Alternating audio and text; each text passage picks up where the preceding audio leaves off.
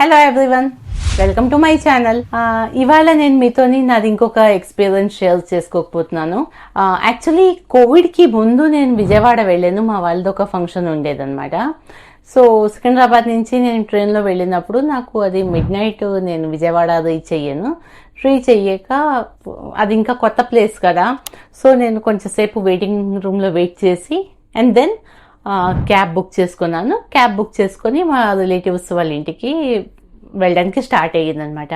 So క్యాబ్లో కూర్చోనాక నేను చూసాను ఏంటంటే, అబ్జర్వ్ చేసింది ఏంటంటే, ఆ cab driver he's hardly 21-22 years old అనమాట. Very young boy. ఆయనేమో క్యాబ్ నడుపుతున్నాడు. సో నేను ఉండలేక అడిగాను, బాబు నీ పేరు ఏంటి అని. ఆయన పేరు చెప్పారు. ఓకే, అండ్ ఇది ఏం చేస్తూ ఉంటావు అంటే, ఇది పార్ట్ టైం క్యాబ్ నడుపుతున్నావా ఏంటి అంటే, లేదు మేడం నేను ఫుల్ టైం క్యాబ్ నడుపుతాను అని. ఓకే, ఏం చదువుకున్నావు అంటే, 10th ఫెయిల్ అయిపోయాను అన్నాడు. అచ్చా, మరి 10th ఫెయిల్ అయిపోతే మళ్ళీ నెక్స్ట్ ఎగ్జామ్కి మళ్ళీ ఎందుకు ట్రై చేయలేదు అంటే, లేదు 10th ఫెయిల్ అయ్యాక అప్పుడు మళ్ళీ ఇంకా ఇంట్లో వాళ్ళేమో ఇంకా చదువు మాని ఇంకా అటు ఇటు ఏదో ఒక పనులు చేసుకో అనేసి చెప్పారు. సో నేనేమో ఇప్పుడేమో క్యాబ్ నడుపుతున్నాను అనేసి.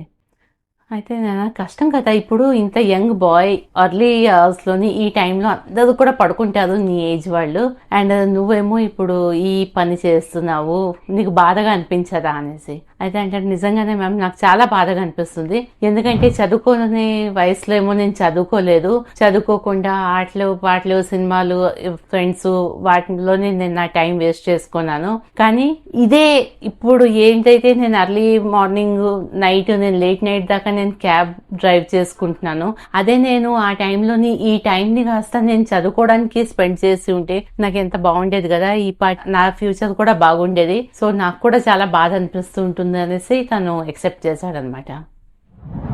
సో మెయిన్ ఏంటంటే, మనం చెయ్యవలసిన వయసులోని ఆ పనులు ఏ పనులు చేయాలో అది మనం చెయ్యమండి. లైక్ చదువుకునే టైంలో చదువుకోవాలి, అండ్ ఎంజాయ్ చేసే టైంలోనే ఎంజాయ్ చేయాలి. కానీ ఇవాళ రేపు మనం ఏం చేస్తామంటే, పిల్లలు చదువుకునే వయసులో ఏమో ఆట పాట ఎంటర్టైన్మెంట్లోని టైం వేస్ట్ చేసుకుంటున్నాం. అట్ ద సేమ్ టైము ఫ్యూచర్లోని కాంపిటీషన్ ఎంత ఎక్కువ అయిపోయింది అంటే, వాళ్ళకి కరెక్ట్గా అడ్మిషన్స్ అవి కావాలి అంటే మంచి కాలేజెస్లో దొరకట్లేదు, మనం చాలా స్ట్రగుల్ అవుతున్నాము. ఓకే, అండ్ స్ట్రగుల్ అయ్యి వాళ్ళకేమో డొనేషన్లు అవి కూడా మనం పే చేసి అడ్మిషన్స్ తీసుకుంటున్నాము. అట్ ద సేమ్ టైం నేను అన్నాను కదా, ఏ వయసులో చేయవలసిన పని ఆ వయసులోనే చెయ్యాలని. ఇప్పుడు మనం జాబ్లో దాంట్లో కూడా వస్తాం. జాబ్ చేయడం స్టార్ట్ చేసాక కూడా ఏం చేస్తామంటే, అదే తప్పుని మళ్ళీ రిపీట్ చేస్తూ ఉంటాము. జాబ్ స్టార్ట్ అయిన దగ్గర నుంచి కూడా మనకి ఫైనాన్షియల్ డిసిప్లిన్ ఉండాలి. ఆ ఫైనాన్షియల్ డిసిప్లిన్ ఉండట్లేదు. ఫైనాన్షియల్ డిసిప్లిన్ ఉండకపోవడం వల్ల ఏమవుతుంది, మనం సంపాదించిన నాళ్ళు బాగా జల్సాగా లైఫ్ని స్పెండ్ చేస్తూ ఉంటాము, ఖర్చు పెడుతూ ఉంటాము. కానీ రిటైర్ అయిపోయిన టైంలోని, ఏ టైంలో అయితే మనం రిటైర్ అయిపోతామో, మన ఫ్యామిలీతో హ్యాపీగా టైం స్పెండ్ చేసుకోవాలనేసి అనుకుంటామో, ఆ టైంలోని మనం పార్ట్ టైం జాబ్స్ చేసుకుంటూ ఉంటాము కదా. సో అంటే ఇది మనకి లైఫ్ టైము మనకి నడుస్తున్నది. మనం ఒక్కసారి ఒక ఎక్స్పీరియన్స్తోని మనం లెర్న్ చేయట్లేదు అనమాట. ఒకే చేసిన తప్పునే మళ్ళీ మళ్ళీ కూడా మనం తప్పు చేస్తున్నాము. అలాగే చేయకుండా జాబ్ జాయిన్ అయిన దగ్గర నుంచి కూడా ఒక సర్టెన్ అమౌంట్ మనం ప్రాపర్గా ఇన్వెస్ట్మెంట్ చేసుకుంటే, ఓకే, నెక్స్ట్ మన ఫ్యూచర్లోని మనకి రిటైర్మెంట్ టైంలోని మనకి ఉన్న రిటైర్మెంట్ టైం ఏదైతే క్వాలిటీ ఆఫ్ టైం ఉన్నదో అది మనం హ్యాపీగా ఉండొచ్చు. అండ్ ఫైనాన్షియల్ అవేర్నెస్ లేకపోవడం వలన, ఫైనాన్షియల్ డిసిప్లిన్ లేకపోవడం వల్ల మనం చాలా రకాలుగా బాధలు పడుతూ ఉంటాం అన్నమాట.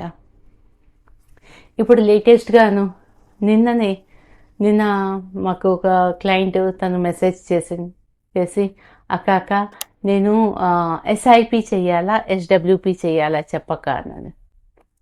అంటే తనకి చెప్పాను, నాన్న you are just 26 years old, ఇప్పటికీ నీది ఏవి కూడా ఇన్వెస్ట్మెంట్ నువ్వు స్టార్ట్ చేయలేదు కాబట్టి first you start your investment, you start SIP. Okay, ఆ ఎస్ఐపి ఒక లంసమ్ అమౌంట్ అవుతుంది. ఆ లంసమ్ అమౌంట్ని నీ రిటైర్మెంట్ టైంలోని అప్పుడు నువ్వు ఎస్డబ్ల్యూపి చేసుకోవాలి. ఎస్ఐపి అంటే systematic investment plan and SWP అంటే systematic withdrawal plan. Okay, so even మనం వెహికల్ అది డ్రైవ్ చేసినప్పుడు కూడా ఒక ఫార్వర్డ్ గేర్ ఏదైతే వేస్తామో, ముందుకి వెళ్ళడానికి ఏదైతే గేర్ వేస్తామో that is SIP and reverse gear that is SWP. Okay, so ఇంకొకటి, మనం ఒక చెట్టు ఒక మొక్క నాటుతేనే కదా దాంట్లోని పళ్ళు కాస్తాయి. ఓకే, ఏమి నాటకుండానే మనకి కాయలు రావాలి, మనం కోసుకోవాలంటే ఎలాగవుతుంది?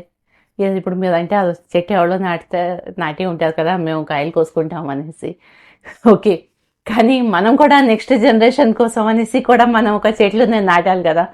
ఓకే, సో మీకు మీ రిటైర్మెంట్ కోసం అనేసేనా, లేదా మీకు ఏదైనా గోల్స్ కోసమైనా ఎంత అమౌంట్ కావాలి అనేసి తెలుసుకోవాలి అంటే మీరు నాకు మెసేజ్ చేయండి, నేను మీకు క్యాల్కులేటర్ పంపిస్తాను. సో దట్ మీకు కూడా కొంచెం అవేర్నెస్ వస్తుంది కి ఎంత మీరేమో ఇన్వెస్ట్మెంట్ చేయాలి అన్నది. ఓకేనా అండి?